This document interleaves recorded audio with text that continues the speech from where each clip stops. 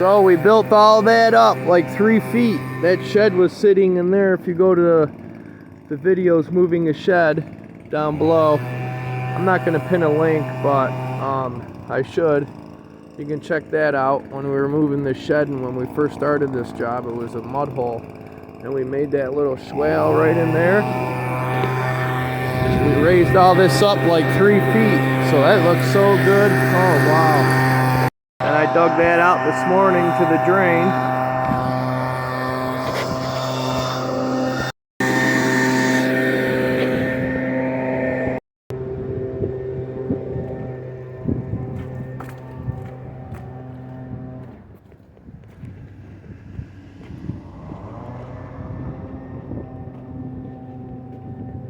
It's gonna be a new image. And there's a video below us doing this drain line there. We backfilled all that, put number 2 stone in there to lock it in.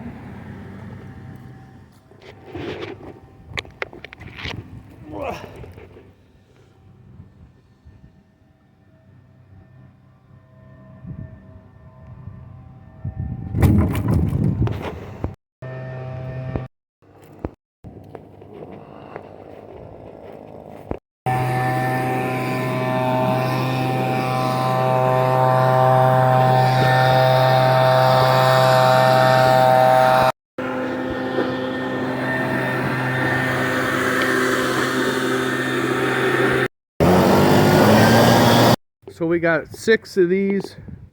Bud, do we got 5 or 6 of these perforated solid drain pipe? 1, 2, 3, 5 of them, 15-inch.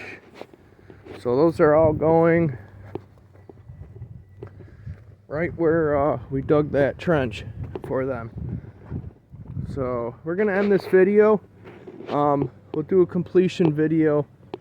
I just wanted to do a video of that swale and stuff and filling this in where the shed was, and get a little action going.